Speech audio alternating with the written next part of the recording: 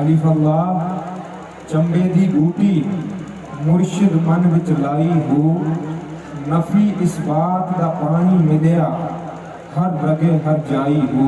ਬੋਲੋ ਸੁਭਾਨ ਅੱਲਾਹ।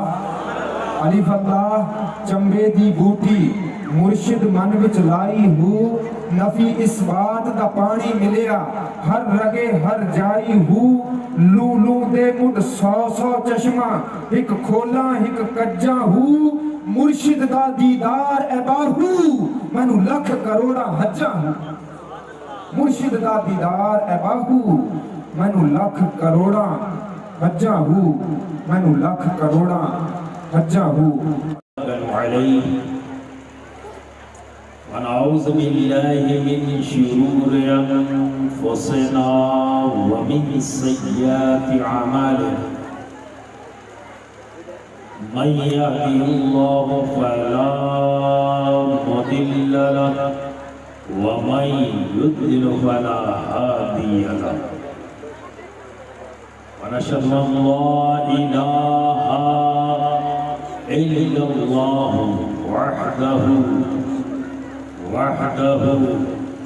لا شريك له ونشهد أن سيدنا وحبيبنا وطبيب قلوبنا وشفاء صدورنا وغوثنا ومغيثنا ومعيننا وقطبنا وفريدنا ونظامنا وسراجنا وغلابنا وأشرفنا ونور عيننا وملجأنا وماوانا محمدا عبده ورسوله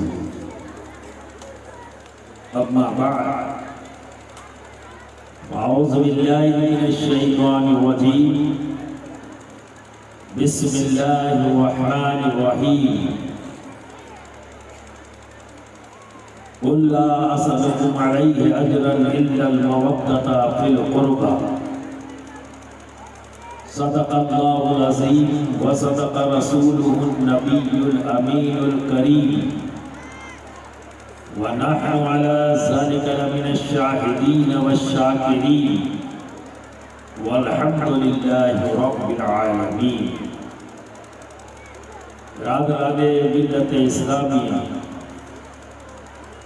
آئیے سب سے پہلے ہم سب مل کر رحمت دوالم نور مجسم احمد مشتبہ محمد مصطفیٰ صلی اللہ علیہ وسلم کی بارگاہ میں جھوم جھوم کر آواز بلند محبت کے ساتھ درود شریف کا نذرانہ پیش کر لیں. اللہم صلی علی سیدنا مولانا محمد وعلى سيدنا مولانا محمد المبارك وسلم صلاة وسلام عليك يا رسول الله يا حبيب الله يا حبيب الله.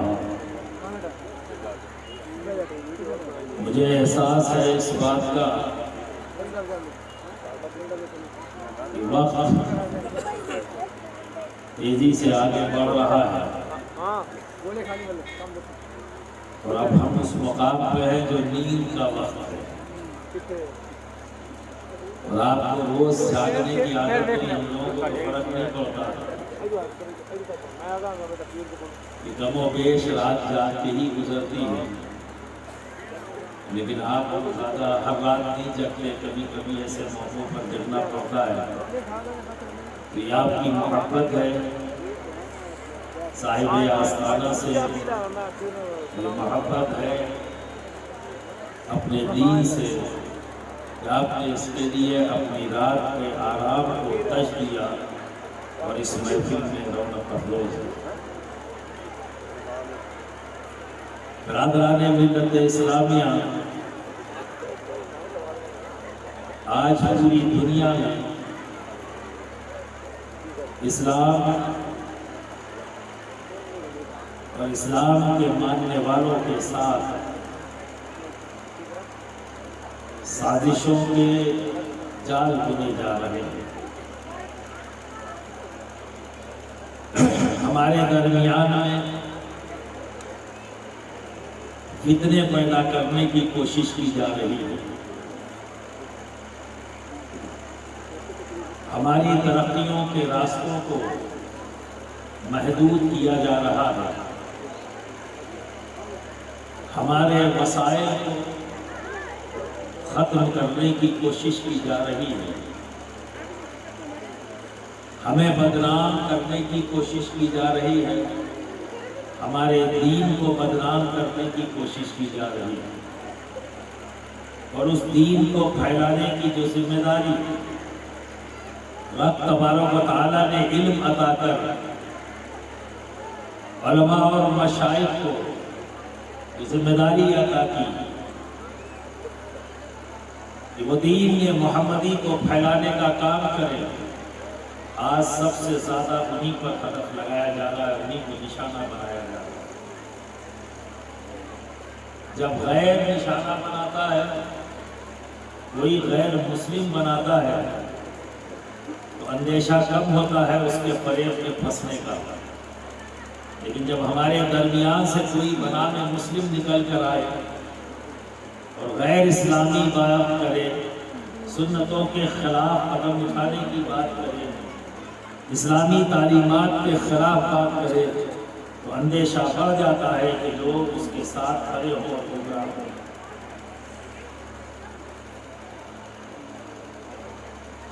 لالچ انسان کو کہیں کا نہیں رہنے دیتی، لالچ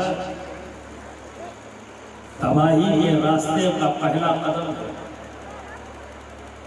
جب انسان کو دولت کی لالچ پیدا ہو جائے، اقتدار کی لالچ پیدا ہو جائے، نام و نمود کی لالچ پیدا ہو جائے، یہ سمجھ لو اس نے اپنی تباہی کے راستے پر پہلا قدم نکال دیا،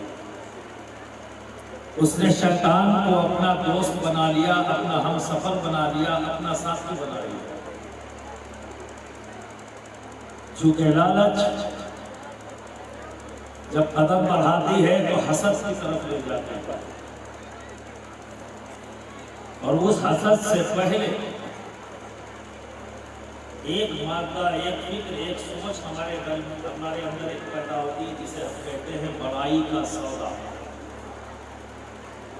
اپنے آپ کو عقل مند سب سے زیادہ جاننا، اپنے آپ کو صاحب علم سب سے زیادہ مان لینا، اسے کہتے ہیں بڑائی کا سودا۔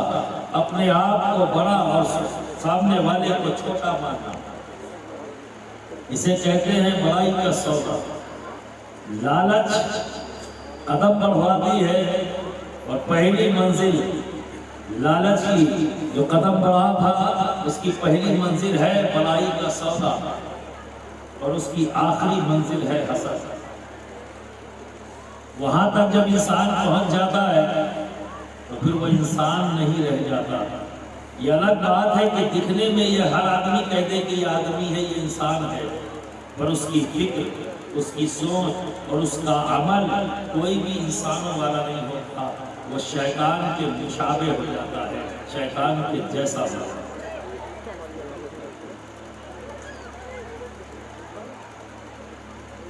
آج اسی لالچ کی بنیاد پر اپنے پڑھے لکھے ہونے کا یہ گمان کہ میں پڑھا لکھا ہوں، برادران ملت اسلامیہ ایک آئی ایس آفیسر،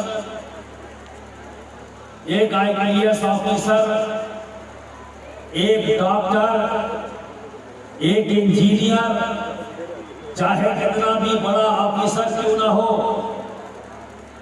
وہ ایک عالم دین کے سامنے جب کھڑا ہوگا تو اس کی ذمہ داری ہے کہ باادب کھڑا ہو۔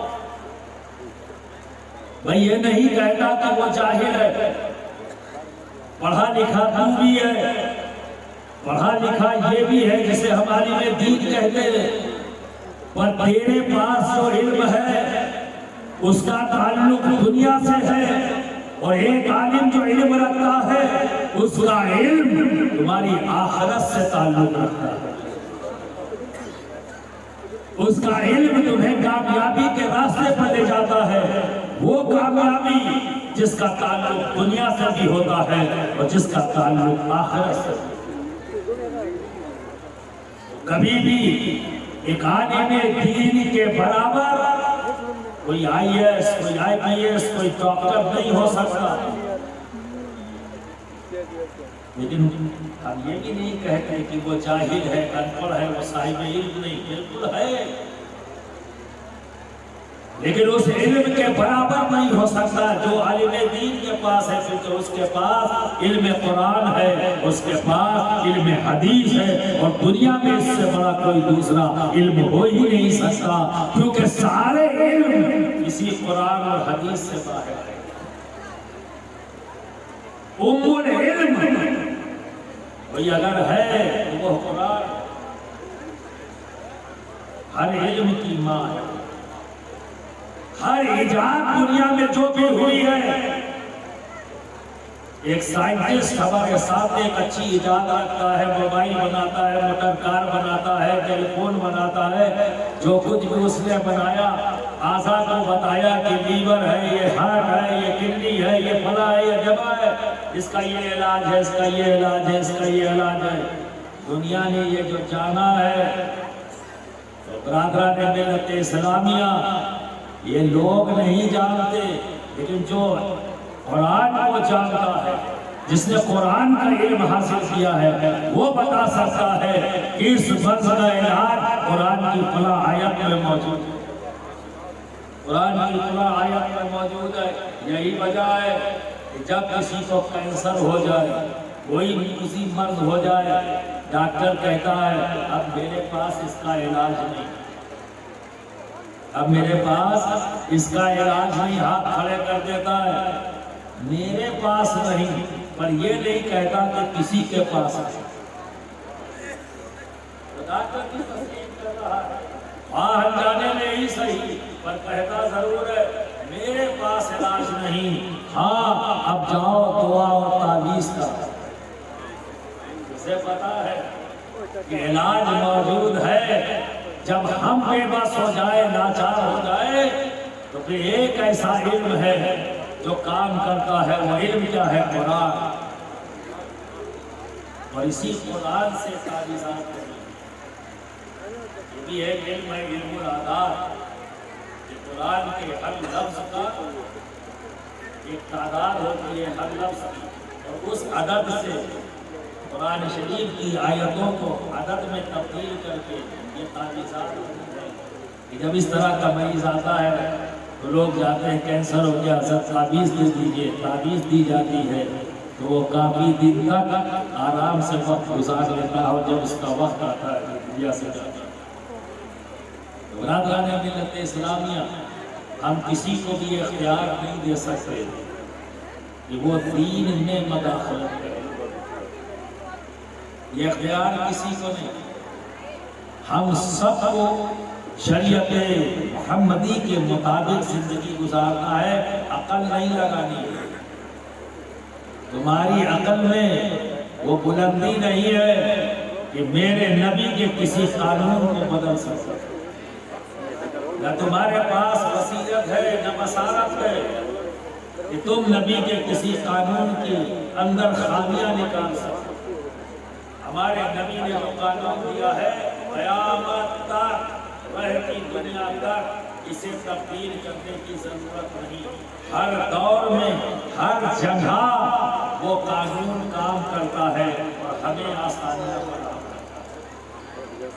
برادران ملت اسلامیہ، آج بہانے کیے جا رہے ہیں، نت نئے بہانے ڈھونڈے جا رہے ہیں، اور نئے نئے فتنے پیدا کیے جا رہے ہیں. چونکہ میرے پاس عنوان میں نے کچھ اور چنا، تقریر مجھے کچھ اور کرنی ہے، لیکن یہ کرنٹ ٹاپک ہے جس پر بات کرنا ضروری ہے. یہ پرچہ آپ لوگوں کے درمیان بن رہا ہے، اور اس پرچے کے اندر RSS کی سوچ کو عام کیا جا رہا ہے. وہ تنظیم جس نے ہندوستان کے اندر مسلمانوں کے حقوق کو ختم کرنے کے نت نئے طریقے ڈھونڈے.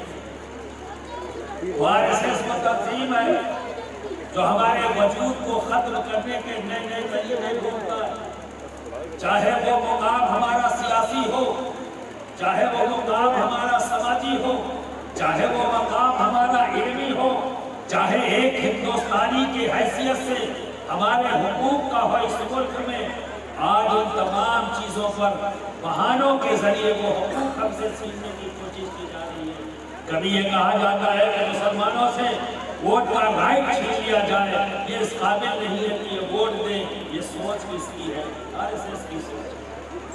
آج وہی آر ایس ایس ہم کو سکھائے گی، ہمیں سبق بتائے گی کہ ہمیں اسلام کو کس طرح سے ماننا چاہیے، ہمیں نبی کی تعلیمات پر کس طرح سے عمل کرنا چاہیے، ہمیں کس قانون پر عمل کرنا چاہیے اور کس قانون پر نہیں۔ یاد رکھو، شریعت محمدی کا تعلق کسی مولوی سے نہیں ہے، اس کا تعلق تاجدار مدینہ مالک کون و مکان سے ہے۔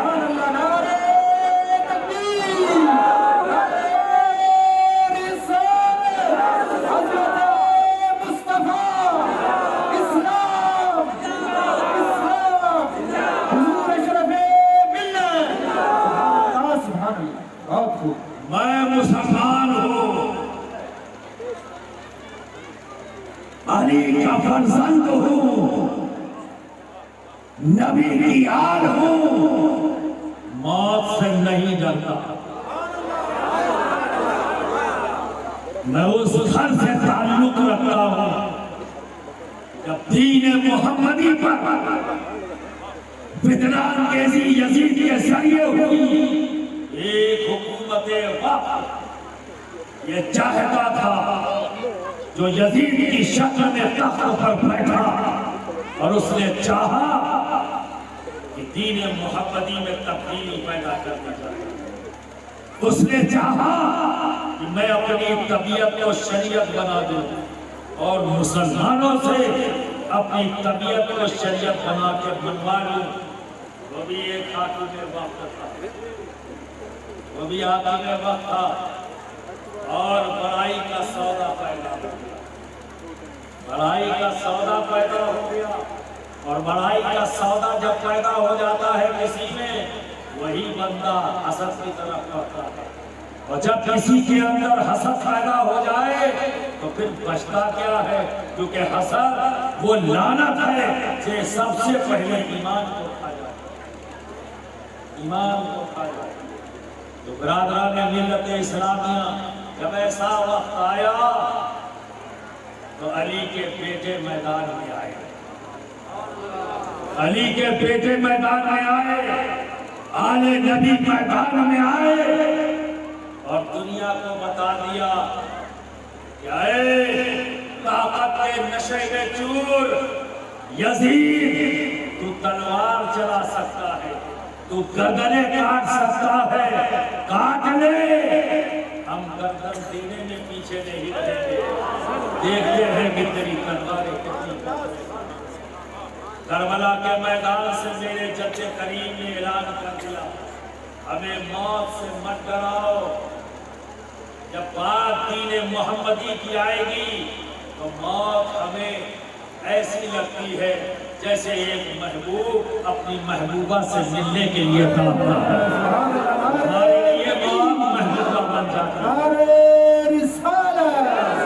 اسی لیے جو حضور شیخ اعظم رضی اللہ تعالیٰ عنہ فرماتے ہیں، موت تو ہم کو اس لیے بھلی لگتی ہے بہت، بعد مرنے کے تو دیدار تمہارا ہوگا، بعد مرنے کے تو دیدار تمہارا ہوگا۔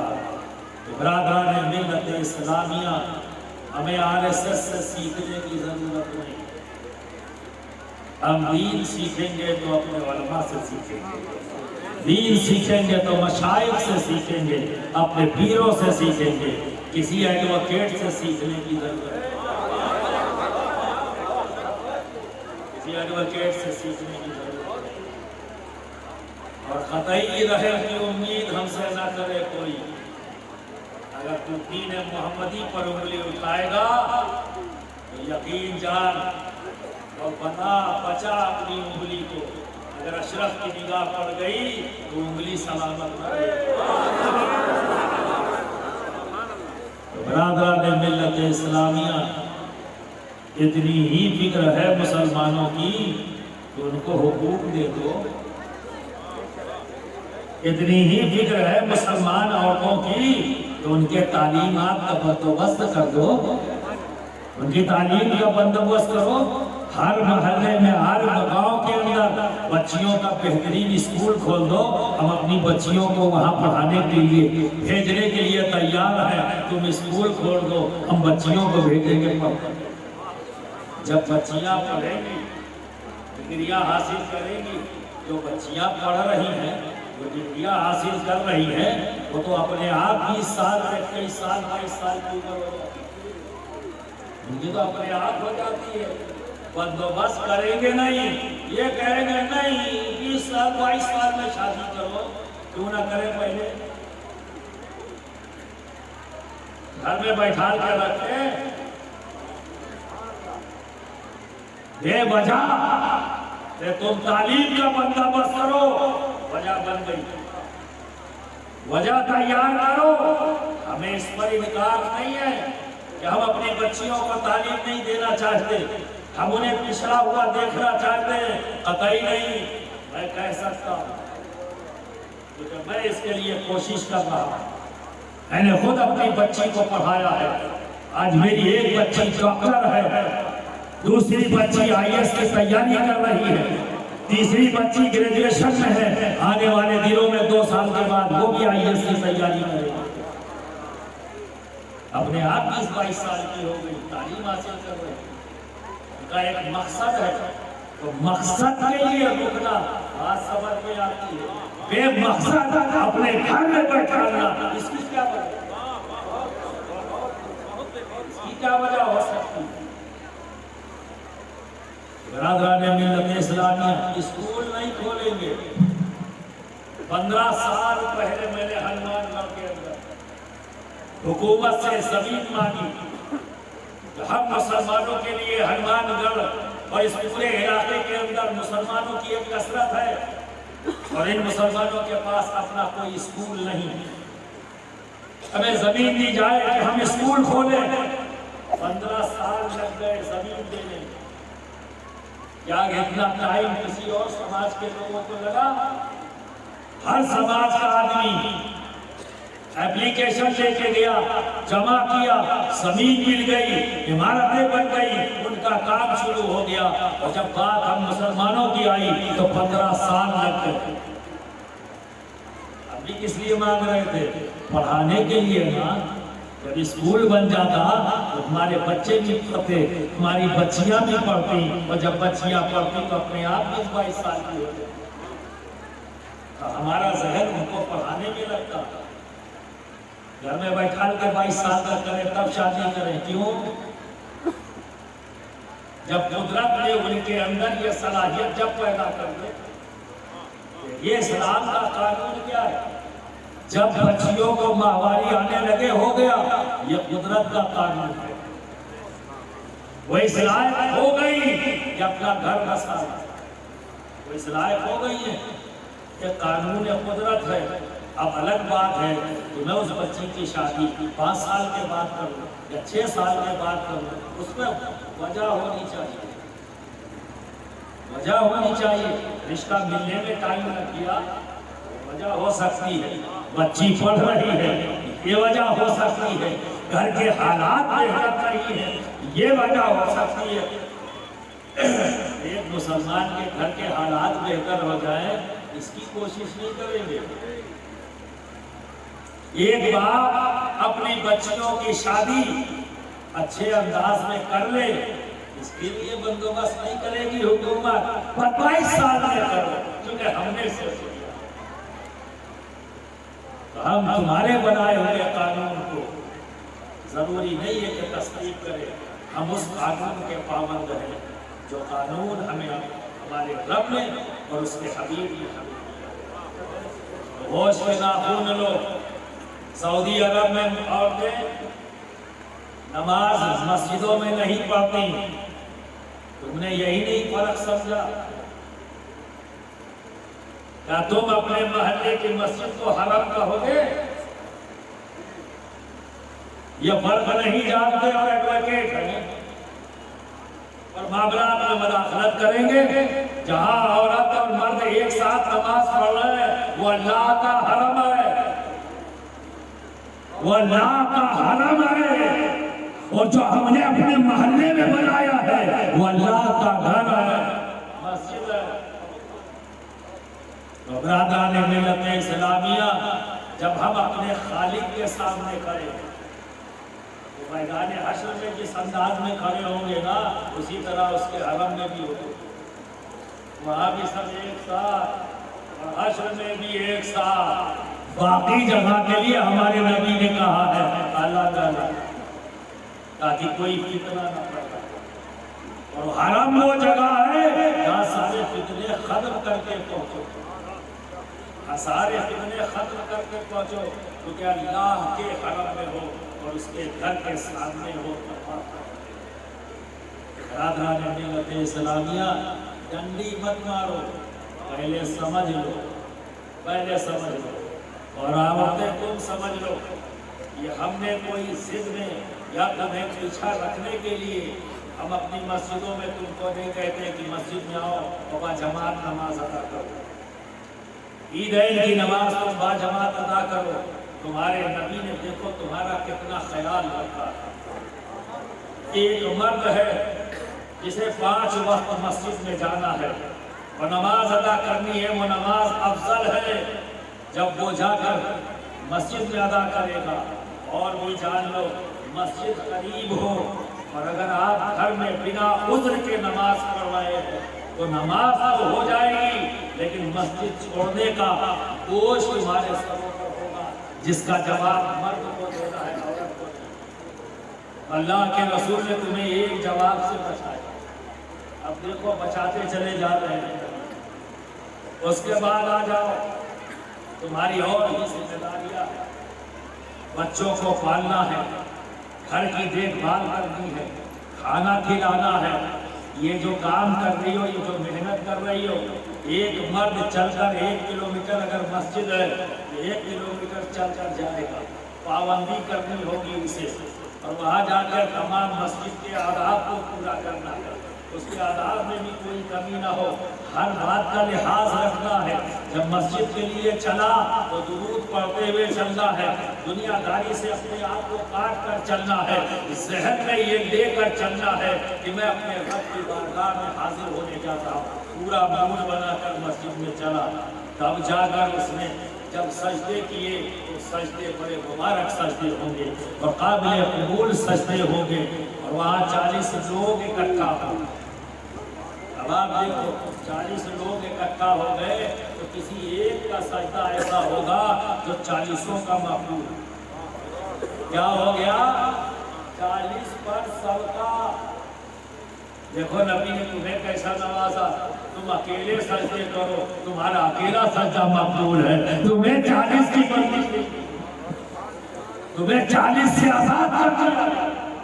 ہمیں مسجدوں میں اکٹھا کیا گیا کہ تم کو جماعت کے ساتھ اکٹھا ہو، زیادہ سے زیادہ تعداد میں اکٹھا ہو، تاکہ ہمیں کوئی ایک ایسا بندہ نکلے کہ اللہ اس کا تہنہ قبول کرے تو اس کے عوض میں سب سے سجدے قبول ہو جائے. اے عورتوں، تم پر نبی نے کتنا فضل کیا. تمہارا اکیلا سجدہ ہی تمہارے رب کی بارگاہ میں. سبحان اللہ، سبحان اللہ. کیونکہ اس سجدے کے بعد وہ تمہارے اکیلے سجدے کے پیچھے جو نیکیاں موجود ہیں وہ یہ ہے: بچے کی پرورش کرنے کی نیکی، اپنے شوہروں کی خدمت کرنے کی نیکی، اپنے گھر کو گھر جنت بنانے کی نیکی تمہارے سجدوں کے ساتھ کھڑی ہوتی ہے تو تمہارے ہر سجدے مقبول ہو. سبحان اللہ، سبحان اللہ. نعرہ تکبیر، نعرہ رسالت، عظمت دین مصطفیٰ، حضور اشرف ملت. ایڈوکیٹ صاحب، آپ نے IPC پڑھا اور IPC کی دھارائیں ہر 2 سال میں بدلتی ہے، 3 سال میں بدلتی ہے. کیا آپ نے IPC کی کتاب سمجھی ہے شریعت محمدی کو؟ جو پڑھے ہو اسی فیلڈ میں کام کرو. جس فیل کا ہے وہیں اچھا لگتا ہے، آپ سمجھ رہے ہیں، جہاں کا ہے وہیں اچھا لگتا ہے، کان اڑاؤ گے تو بہت خطرناک نتائج آئیں گے، اور وہ ایسی جگہ ہوگا جہاں خطرناک نتیجہ سامنے ہوگا، وہ ہے حشر کا میدان جہاں سے کوئی واپسی نہیں، وہ ہے قبر جہاں سے کوئی واپسی نہیں، تو بچنا چاہیے۔ آر ایس ایس وہ تنظیم ہے جو مسلمانوں کو نقصان پہنچانے کی اتنی ترکیبیں سوچتی ہے اور یہ فتنہ پیدا کرنا چاہتے ہیں، اسی لیے ایشو اٹھاتے ہیں۔ آپ سمجھے، ایک طرف آر ایس ایس یہ کہتا ہے کہ مسلمان لڑکوں کو، مسلمان عورتوں کو بہکاؤ، انہیں غلط راستے پہ ڈال دو، ایک طرف تنظیم یہ چلتی ہے اور دوسری طرف مگرمچھ کے آنسو بہا رہے ہو۔ تو آپ کو بھی سمجھنا ہے، آپ کے نبی نے جس پر تم ایمان لائی ہو، اللہ کے رسول نے تم پر بڑا کرم کیا ہے اور تمہیں بہت سی جگہوں پر آزاد کیا ہے کہ تم ایسے کرو گی، اتنا کر لو گی تو بھی تمہیں مردوں کے برابر کھڑا کیا ہے۔ کبھی مت سوچنا کہ ہم چاہتے ہیں کہ تم پیچھے چلو، ایسا کبھی نہیں ہوا کہ ہم یہ چاہتے ہوں کہ تمہیں علم حاصل نہ ہو۔ اگر ہم یہ چاہتے یا یہ علماء و مشائخ چاہتے تو لڑکیوں کے مدرسے کیوں کھولے جاتے؟ کون سی گورنمنٹ نے مدرسہ کھول دیا بچیوں کے لیے؟ کون سی حکومت نے ہماری مسلم بچیوں کے لیے اسکول کھول دیا، کالج کھول دیا؟ آپ نے اپنے لیے کھولا ہے، ہم نے تو وہاں جا کر پڑھایا ہے، کوئی ہمارے لیے بھی کھولا اسپیشلی، یہ مسلم بچیوں کے پڑھنے کے لیے اسکول کھول رہے، مگرمچھ کے آنسو مت بہاؤ، دھوکہ مت کھا جانا۔ برادران ملت اسلامیہ، یہ نت نئے طریقے آج ہم کو تباہ اور برباد کرنے کے لیے ڈھونڈے جا رہے ہیں۔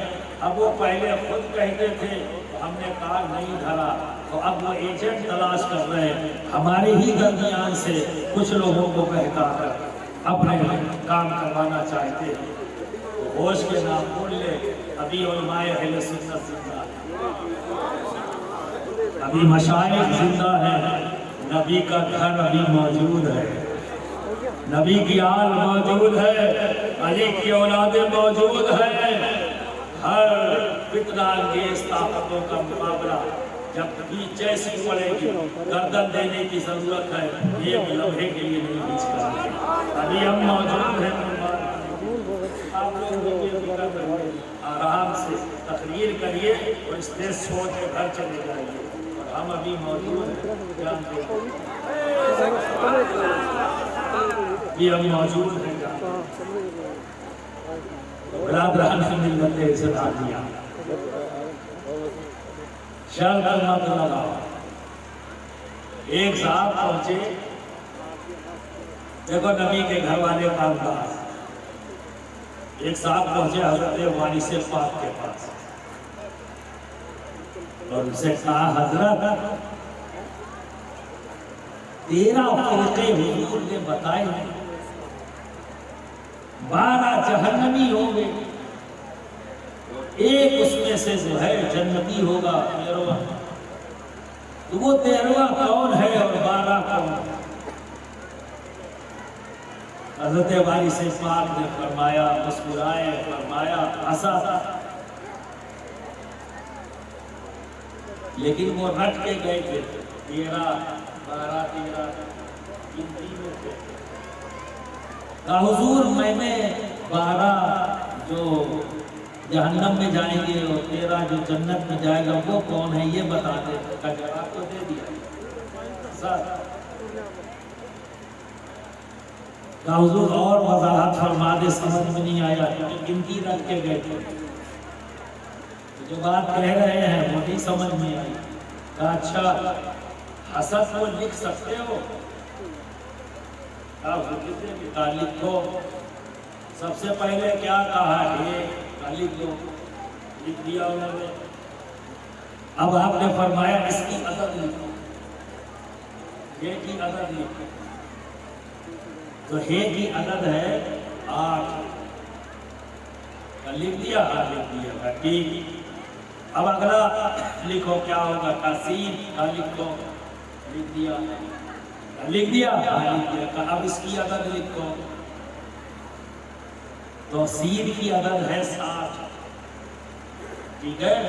تو پہلے تھا 8، پھر ہوا 60، اب ان دونوں کو جوڑو کتنا ہوا؟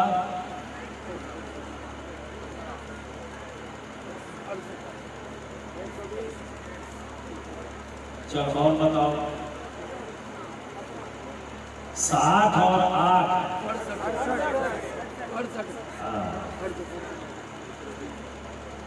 60 اور 8 کتنا ہوا؟ زور سے بول دو، اور زور سے بول دو، سب سن لے، ایسے بول دو۔ ہاں اچھا، سب لوگوں نے سن لیا ہے نا؟ ذرا ہاتھ اٹھا دو، ایسا ٹائم ہے کہ سونے کا ہے۔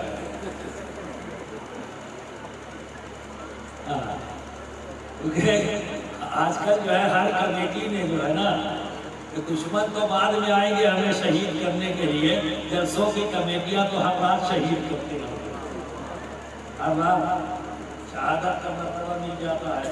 ایسے وقت میں پہنچتے ہیں جب لوگوں کے سونے کا وقت ہوتا ہے، ہم آپ کو جگائیں بھی، سنائیں بھی اور دعا بھی کریں، کئی کام میں دیے جاتے ہیں، ابھی آج جاؤ شہید، یہ ہوتا رہتا ہے، ٹھیک ہے؟ تو کتنا ہوا ہے؟ سین یہ ہو گیا 8، سین ہو گیا 60، دونوں کو ملا دیا تو ہو گیا 68۔ یہ بھیا تو بن جاؤ 69۔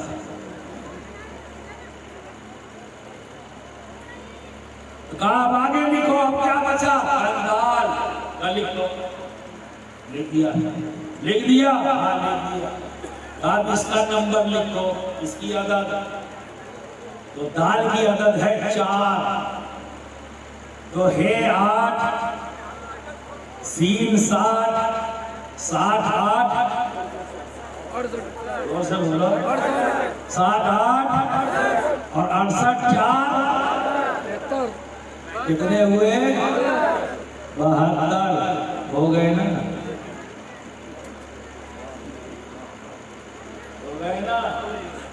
یہی تو ہماری صفات کرنا رہے کہ 72، یعنی جو 12 فرقے ہوں گے جو جہنمی ہیں، وہ کون ہے؟ اسد۔ اب آپ سوچو، شروعات ہوتی ہے لالچ سے، میرے پاس یہ آ جائے، میرے پاس یہ ہو جائے، میرے پاس وہ ہو جائے۔ اب یہ وہ کرنے کے چکر میں پھر حرام اور حلال کی تمیز ختم، ٹھیک ہے نا؟ اب یہ بھی تمیز ختم کہ قبرستان کی زمین ہے، یہ بھی تمیز ختم کہ کسی یتیم کی زمین ہے، یہ بھی تمیز ختم یہ کسی بیوہ کی زمین ہے، کسی لاچار کی زمین ہے، کسی کمزور کی زمین ہے۔ لالا میرے پاس ڈھیر ساری زمین ہو جائے، قبضہ کر لو، چل پڑا آ رہی، دولت آ جائے ڈھیر ساری، چل پڑا، لالچ، میرے پاس سب کچھ ہو، سب کچھ ہو، تو وہ اچھا سوچتا ہے نہ برا۔ اب کوئی اٹھ کے آئے گا، یہ تمہارے چند سکوں کے لیے میں یہاں نہیں رہتا، اتنی دیر تو صبر کر لیا، بہت آج بہت زیادہ کر لیا، ورنہ ایک کے دوسری جماعت ہی بول دیتے، آج کچھ زیادہ ہی کر گیا، پتہ نہیں کس کو۔ جس وقت جس چیز کی ضرورت ہو وہ کیا کرو، چادر سلنے بیٹھو کہ تلوار سے اچھا لگے گا؟ چادر کس چیز سے سلو ہے نا؟ تو ابھی سننے کا وقت ہے، یہ دینے کا وقت تھوڑی نہ ہے، اس کا اپنا وقت ہوگا تو ہے نا؟ ابھی سنو غور سے، اتنی دور سے آیا ہوں تم کو بتانے کے لیے، تم چڑھ کے آئے، مت کرو۔ اسے بولنے والا بھی ڈسٹرب ہوتا ہے، سننے والے بھی ڈسٹرب ہوتے ہیں، اور یہ آداب محفل کے خلاف ہے، اور تم ایک بزرگ کے آستانے پر بیٹھے ہو اور انہیں ولایت ملی ہے نا، معلوم ہے کیسے؟ سب سے پہلے انہوں نے ادب سیکھا تھا، سب سے پہلے انہوں نے اپنی زندگی میں کیا سیکھا تھا معلوم ہے؟ ادب۔ تب یہ توحید کی کو واقعیت ہوئی تھی. اپنی توحید کو، اپنے ایمان کو انہوں نے ادب سے بچایا. اور جب ایمان بچ جاتا ہے تو سارے عمل کام کے ہو جاتے ہیں. ایمان چلا گیا تو ادب کا عمل کس بات کا؟ اسی طرح حسد ایمان کھا جاتی ہے. ٹھیک ہے نا؟ اور شروعات کہاں سے بھی؟ لالچ. یہ ہو جائے، وہ ہو جائے، یہ ہو جائے، وہ ہو جائے، اور کھینچ تان مار مور یہ کر کے خوب بنا لیا. بنانے کے بعد اب مجھ سے بڑا کون ہے؟ بڑائی کا سودا پیدا ہو گیا. اب راشد انور صاحب نے کہا بھائی جتنا ظلم کرنا تھا تم کر چکے اپنی ذات کے ساتھ. اللہ کے بندوں کے ساتھ وقت یہ کیا جن کے تم نے حق مارے ہیں، یہ بھی ظلم ہے. لیکن اس ظلم سے بڑا ظلم یہ ہے جو تم نے اپنی ذات کے ساتھ کیا. یہ تم ظالم بن گئے. اور جس کا تم نے لوٹا ہے وہ تو مظلوم ہے، اور مظلوموں کے ساتھ اللہ ہے. تم نے بظاہر میں اپنی طرف سے نقصان پہنچایا پر ہوا نہیں ہے. نقصان نہیں ہوا کیونکہ وہ مظلوم بن گئے. تمہارے ظلم کی بنیاد پر مظلوم بنے. ان کا نقصان نہیں ہوا ہے، نقصان تو تیرا ہوا ہے. کیا حاصل کیا کہ تو ظالم بن گیا. تیری یہ دولت تیرے کس کام کی کہ تو ظالم بن گیا. لیکن وہ سیدھے کریں گے. جب یہ اٹھ کے جائیں گے نا اکڑ کے بیٹھا ہوگا. کیا کہے گا معلوم؟ آیتیں سمجھانے. تو بتائیے مجھ کو سمجھانا، میں دنیا کو سمجھاتا ہوں، یہ راشد انور صاحب مجھ کو سمجھانا چاہتا ہے. یار میرے پاس کس چیز کی کمی ہے؟ میرے پاس سب کچھ ہے. لوگ میرے دربار میں حاضری دیتے ہیں، اگر مجھ کو سمجھانے بڑائی کا سودا. اگر یہ پیدا نہ ہوتا تو یہ سوچتا یار ایک عالم دین سید زادہ ہے، میرے پاس چل کر آیا ہے تو میں اس کی بات کو غور سے سنوں. ان کی باتیں میرے لیے دنیا میں بھی اور آخرت میں بھی فائدہ مند ثابت ہوں گی. لیکن جب بڑائی کا سودا پیدا ہو جاتا ہے نا تو یہ بھی احساس ختم ہو جاتا ہے. لالچ اچھائی برائی کا احساس ختم کر دیتی ہے، حرام اور حلال کا احساس ختم کر دیتی ہے. اور بڑائی کا سودا اس احساس کو ختم کرتا ہے جہاں پر اصلاح ہوتی ہے. ایسے شخص کی اصلاح ہو ہی نہیں سکتی جس کے اندر بڑائی کا سودا پیدا ہو جائے. اسی لیے ابو جہل کی اصلاح نہ ہو سکتی. ابو جہل کی اصلاح اس لیے نہیں ہوگا اکڑ کر بیٹھ گیا. یار اگر میں مان لوں گا نبی کو تو میرا کیا؟ اکڑ کے مجھ میں ان میں کیا فرق ہے؟ شیطان ابلیس اپنی اصلاح نہیں کر سکا. کیوں؟ اکڑ گیا کہ میں ناری ہوں، میں کیسے جھکوں ایک خاکی کے ساتھ. برادران نعمت اسلام نہیں مانے گا. اگلا حسد. اگلا منزل کیا ہے؟ حسد. اور جب حسد آئی تو ایمان بھی گیا. پہلے حرام حلال چھوڑا، اس کے بعد اس نے وہ تمام احساسات کو جہاں اصلاح کر سکتا تھا، اپنی توبہ کر سکتا تھا، استغفار کر سکتا تھا، اللہ رحیم و کریم ہے معاف کر دیتا. نہ جانے کیسے کیسے ظالموں کو اللہ معاف کر دیتا ہے، اس کا بھی جرم اللہ معاف کر دیتا. لیکن یہ ہزی ہی ختم ہو گئی جب اکڑ کر بیٹھ گیا. اور پھر آگے کیا ہوا؟ اسی اکڑ نے اسے حاصل بنا دیا. کیسے حاصل بنا؟ کیونکہ راشد انور نے اس کو نہیں مانا. راشد انور اس کی دربارداری کرنے نہیں گئے. قاری ابو الفتح اس کی درباری کرنے نہیں گئے. اسٹیج پہ بیٹھے ہوئے علماء اس کی درباری نہیں کرنے گئے. پیدل چپلے سکراتا ہوا امام اس کی درباری نہیں کر رہا ہے. سب اس کے دربار میں بیٹھا ہے. وہ 2 پٹے کی چپل غریب مظاہر غریب، وہ امام اس کے آنے جا رہا ہے. کیوں؟ یہ کہتا ہوا وہ ظالم کا گھر ہے، وہاں میں نہیں کر سکتا، اور اس کے یہاں جو کچھ بھی ہے وہ حرام کی کمائی ہے، تو میں اس کے گھر کا دانا نہیں کھا سکتا، اس کا پانی نہیں پی سکتا. یہ احساس ہونا چاہیے تھا. اسے توبہ کرنی چاہیے تھی، اور توبہ کرنے کے بجائے ان کو اگلی منزل میں داخل ہو جاتا ہے جسے حسد. جب وہاں پہنچا تو سب ختم، اب تو ایمان بھی چلا گیا۔ آپ سمجھتے ہیں جنت میں کون جائے گا؟ وہ جو حاصل نہیں ہے۔ اس بات پر اسٹیج میں شاید کچھ ذہن کلیئر نہ ہو، میں کلیئر کر دوں اہل اسٹیج کو۔ جنت میں وہی جائے گا جو حاصل نہیں ہے، اور کوئی حاصل جنت میں نہیں جا سکتا، اور اس کے لیے نبی کی حدیث ہے۔ کیونکہ اکثر ہم حدیث اپنی منشا کے مطابق سننا چاہتے ہیں، انہی الفاظ کیا نبی نے یہ نہیں فرمایا کہ جس نے ایک بار کلمہ پڑھ لیا اپنی زندگی میں سیکھی اور اس پر وہ قائم رہا تو وہ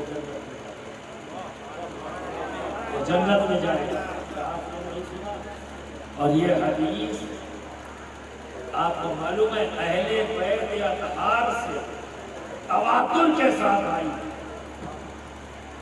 تواتر کے ساتھ یہ حدیث ہے، اور اس حدیث کے راوی تواتر کے ساتھ اہل بیت اطہار جن کی سچائی پر کوئی شک کیا نہیں، کیونکہ راوی اہل بیت اطہار تواتر کے ساتھ اس حدیث پر۔ اب آپ دیکھیے جس نے کلمہ صدق دل سے پڑھا اور قائم رہا، عمل کی بنیاد پر اگر جہنم میں بھی چلا گیا تو اپنی سزا کو پوری کر کے جنت میں آئے گا، اپنی سزا کو پوری کر کے جنت میں آئے گا۔ کیوں؟ اس کے پاس ایمان ہے، اس کے پاس ایمان ہے، اور حسد تو ایمان ختم کر دیتی ہے، حسد تو ایمان ختم کر دیتی ہے۔ تو جب ایمان کو ختم کر دیا تو پھر واپس کیسے آئے؟ واپس وہ اپنے تمام ظلم کی سزا بھی بھگتے اور حسد کی بنیاد پر پرماننٹ سزا ملے گی، عمل کی بنیاد پر، اور رہنا وہاں پرماننٹ ہوگا جہنم میں حسد کی بنیاد پر۔ کیونکہ جو چیز باہر لے کے آتی ایمان، وہ تو حسد سے یہ اتنا بڑا جرم بنے گا کہ پرماننٹ رہے گا۔ آج گلی گلی، کوچا کوچا، گاؤں گاؤں میں حسد ہے، اور احساس بھی نہیں۔ اب تو لوگ مسجد بناتے ہیں تو لوگ مخالفت کرتے ہیں، ہے نا؟ یہ مخالفت کس بنیاد پر؟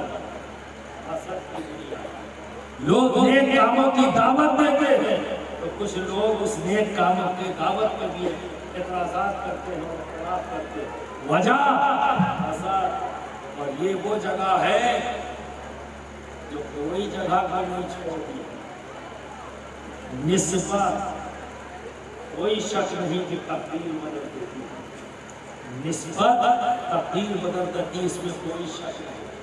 لیکن دوستو نسبت کے تمام تر فائدے ایمان کے ساتھ ہیں، نسبت کے تمام، کیونکہ یہاں سادات بھی بیٹھے ہیں تو تھوڑی سی بات ان کی نظر بھی کر دوں، کہیں یہ نہ آتا ہو جائے، اس لیے کہنا ضروری ہے۔ قرآن میں نے یہی بنایا ہے نا، نبی سے اللہ نے یہ فرمایا، اللہ نے کہا اے میرے محبوب آپ کہہ دیں، تھوڑا سا آیت کریمہ پر، کیونکہ بات اس پرچے پر ذکر گئی تو دور چلے جائے، لیکن جس آیت کی تلاوت کی ہے ادھر بھی تھوڑی سی کیونکہ ہے نازک موڑ، تو میں چاہوں گا سادات بھی اپنے آپ کو مضبوط رکھے اور ان سے محبت رکھنے والے، نسبتوں کا ادب کرنے والے، وہ بھی یہاں بیٹھے ہوئے ہیں، وہ بھی اس بات سے محظوظ بھی ہوں گے اور ذہن کو خوشحالی ملے گی، بہتر محسوس کریں گے۔ تو برادران ملت، اللہ نے فرمایا اپنے حبیب سے، اے محبوب آپ کہہ دیں کہ میں تبلیغ رسالت کے لیے کوئی اجرت طلب نہیں کرتا، وجہ اس کے کہ تم میری قرابت سے مودت کرو۔ میں اس عنوان پر اور لمبی چوڑی تقریر نہیں کروں گا، اور شارٹ میں چلوں گا۔ اللہ نے کیا کہا اپنے حبیب سے کہنے کے لیے کہ اے محبوب آپ کہہ دیں اپنے صحابہ سے، اپنے چاہنے والوں سے جو آپ کے ارد گرد کھڑے ہیں، ان تمام لوگوں سے جو آپ پر ایمان لے آئے ہیں ان سے کہہ دیں کہ تبلیغ رسالت کے لیے میں کوئی اجرت طلب نہیں کرتا، وجہ اس کے کہ تم میری قرابت سے محبت کرو، مودت کرو، مودت، تو مودت جو میں نے سمجھا ہے، مودت سے مراد غیر مشروط محبت کرو، کوئی شرط لگا کر نہیں، کوئی شرط لگا کر نہیں، اور اللہ نے ہر کلمہ گو پر اس مودت کو واجب کر دیا۔ جو مسلمان ہے، مومن ہے، مومنہ ہے، ہر مومن اور مومنہ پر نبی کے گھر والوں کی مودت واجب ہے۔ چاہے جتنے بڑے علامہ ہو، چاہے جتنے بڑے فہامہ ہو، اور چاہے جتنے بڑے امیر ہو وہی ہو، اور چاہے جتنے بڑے غریب ہو، سب کو مودت کرتی ہے، یہ حکم ہے۔ جو بات میں نے کی مودت، اس کے سپورٹ میں بات لا رہا ہوں، راشد احمد صاحب غور سے سوچیں۔ میں نے کہا غیر مشروط محبت یہ مودت ہے۔ آئیے، رب نے حکم دیا تمام اپنے بندوں کو اپنے حبیب کے ذریعے کیا ہوا پہنچایا، کیا اپنی مرضی پہنچائی، تبلیغ رسالت کے لیے کوئی اجرت طلب نہیں کرتا۔ اے محبوب ان سے کہہ دے، کہلوا کس کو رہا؟ سامنے کون ہے؟ صحابہ کی جماعت، مقدس جماعت۔ اے محبوب ان سے کہہ دے جو تم پر ایمان لائے ہیں، اپنی جانیں تم پر قربان کرنے کے لیے تیار ہے۔ اے محبوب ان سے کہہ دے، اور یہ سچوں کی جماعت ہے۔ یہ بات اے میرے محبوب، اللہ ہے، وہ خالق ہے، وہ جانتا ہے، اس کے برگزیدہ بندے ہیں، اس کے محبوب کی بارگاہ میں، وہ جانتا ہے یہ میرے برگزیدہ بندے جو میرے محبوب کی بارگاہ میں ہیں، یہ میرے حبیب کی بات کو اپنے سینے میں دفن نہیں کریں گے، میرے محبوب کی بات کو عام کریں گے، کیونکہ یہ سچے ہیں، صدیقیوں کی جماعت ہے، یہ اس بات کو آگے بڑھائیں گے۔ اسی لیے اللہ رب العزت اپنے محبوب سے کہتا ہے ان سے کہتا حکم دے رہا ہے اس آیت کریمہ کے ذریعے۔ جو بات میں نے کہی پھر ایک آیت کریمہ کی تلاوت کروں گا۔ ان اللہ وملائکتہ یصلون علی النبی یا ایھا الذین آمنوا صلوا علیہ وسلموا تسلیما۔ یہ دوسری آیت کریمہ آئی۔ رب یہاں کیا کہہ رہا ہے؟ بے شک اللہ اور اس کے فرشتے درود بھیجتے ہیں محمد صلی اللہ علیہ وسلم پر۔ اب اس کے بعد اپنے بندوں سے کہہ رہا ہے، کن بندوں سے؟ یا ایھا الناس نہیں کہہ رہا، یا ایھا الناس کہہ کر نہیں کہہ رہا، مخصوص کر دیا ان بندوں پر جو ایمان لائے، مخصوص کر دیا ایمان والوں پر۔ اے ایمان والوں تم بھی درود و سلام دو محمد صلی اللہ علیہ وسلم پر۔ جب یہ آیت کریمہ نازل ہوئی تو نبی کے ساتھ میں پہنچے، یا رسول اللہ اب کس طرح سے آپ پر درود و سلام دے دیں اللہ کے رب۔ ایک صحابی رسول نے کہا کیا رسول اللہ اس انداز میں صلی اللہ علیہ محمد؟ تو نبی نے فرمایا مجھ پر کٹا ہوا درود مت بھیجو، مجھ پر کٹا ہوا درود مت بھیجو۔ برادران ملت اسلامیہ، جب اس حدیث کو پیش کیا جاتا ہے تو سارا زور لگایا جاتا ہے اس کو ضعیف قرار دے دیا جاتا ہے، کیونکہ بہت سے لوگوں کے عقیدے سے یہ ٹکرا جاتی ہے، بہت سے لوگوں کے عقیدے سے یہ ٹکرا جاتی ہے تو پورا زور لگاتے ہیں کہ اسے ضعیف قرار دے دیا جائے، اور موضوع روایت بیان کر دو تو کسی کو پریشانی نہیں۔ موضوع روایت کو حدیث کہہ دینا یہاں تکلیف نہیں ہوتی، چونکہ وہ موضوع روایت بیان کرنے والا کوئی امیر ہے تو پریشانی نہیں ہے، ہم جیسا کوئی غریب کہہ دے تو پریشانی ہے۔ کیا انصاف ہو رہا ہے؟ ارے غیر کیا کم تھے دین سے دشمنی کے لیے، کیا وہ اپنے بھی لگ گئے؟ اپنے بھی لگ گئے۔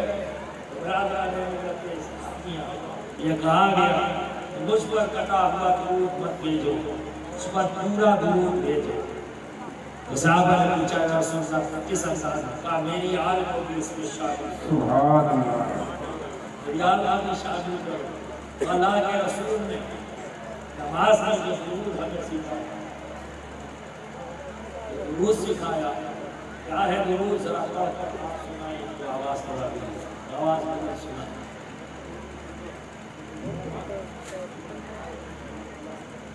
درود ابراہیم، بسم اللہ، اللهم صل على محمد، اللهم صل على محمد وعلى آل محمد كما صليت على إبراهيم وعلى آل إبراهيم إنك حميد مجيد، اللهم بارك على محمد وعلى آل محمد كما باركت على إبراهيم وعلى آل إبراهيم إنك حميد مجيد۔ سن لیا آپ نے؟ نماز میں پڑھتے نا، اس درود کو کیا کہتے ہیں؟ درود ابراہیمی۔ اب یہاں پہ درود کیا ہے؟ اس کا جو ٹرانسلیشن ہے وہ آپ کو سنا دوں۔ کما صلیت ابراہیم وعلی آل ابراہیم، پھر کہا گیا کما بارکت ابراہیم وعلی آل ابراہیم، پھر آگے آئیے کما صلیت علی محمد وعلی آل محمد کما بارکت، نشان کر کے صلیت بارکت محمد آل محمد، یعنی نبی پر بھی اور آل پر بھی شرط لگی ہے کیا؟ اے اللہ برکت نازل فرما ہمارے آقا محمد عربی صلی اللہ علیہ وسلم پر اور ان کی آل پر۔ شرط ہے کیا؟ کہ اس حق پر جو علامہ ہو خالی اس پر، جو فہامہ ہو خالی اس پر، جو حافظ ہو خالی اس پر، جو قاری ہو خالی اس پر، داڑھی ٹوپی والا ہو خالی اس پر۔ کوئی شرط لگائی؟ کوئی شرط لگائی؟ غیر مشروط، یہی ہے مودت۔ واہ واہ، یہی ہے مودت۔ اللہ حکم بھی دے رہا ہے، وہ مودت کا طریقہ بھی سکھلا رہا ہے۔ سبحان اللہ، حکم بھی دیا تو نبی کے ذریعے دیا، اور طریقہ بھی دیا تو نبی کے ذریعے دیا۔ واہ واہ، سبحان اللہ، نعرہ تکبیر، نعرہ رسالت۔ حکم بھی نبی سے دلوایا، اور پھر جب درود و سلام کی باری آئی طریقہ بھی بتا رہا ہے، اور اس طریقے کی وضاحت اپنے حبیب سے کروا رہا ہے، حکم خود دے رہا ہے، لیکن شرط نہیں ہے۔ کوئی شرط ہے کیا؟ غیر مشروط، اسی غیر مشروط کو ہی تو مودت ہے۔ شرط لگا دیا تو بھی مودت ہے، جب شرط لگا دی تو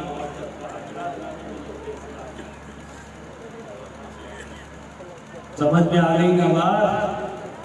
تو اب میں صدا سے یہ بات کہوں، جب رب نے آپ کو یہ نسبت عطا کی، اپنے بندوں سے حکم دے دیا غیر مشروط میرے محبوب کی نسبت رکھنے والوں سے محبت کرو، کوئی شرط مت لگاؤ، غیر مشروط۔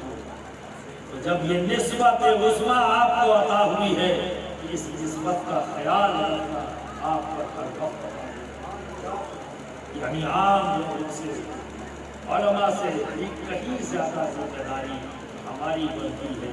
اسی لیے ہم نے کہا آپ بیٹھے رہنا جب تک ہمارے قلب میں یہ گردن ہے.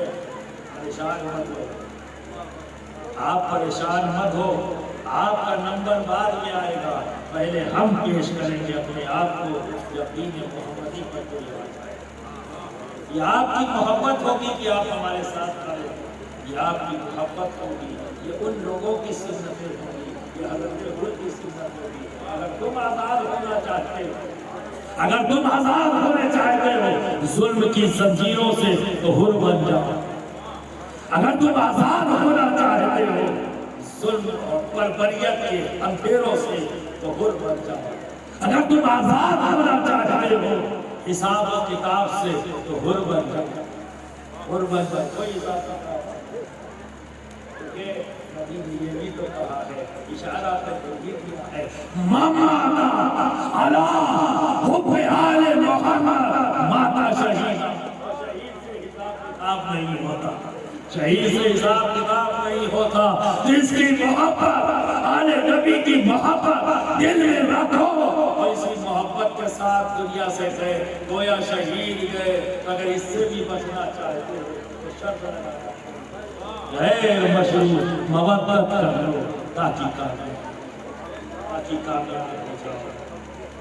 ایسے ہی کامیاب لوگوں کے ہم میلے لگتے، ایسے ہی کامیاب لوگوں کے ہم میلے لگتے ہیں. اگر کسی نے کمپنی پہ گن لگائی تھی کیا چلو، کسی نے ڈرا دھکا دے دینا ہے، گائے آئے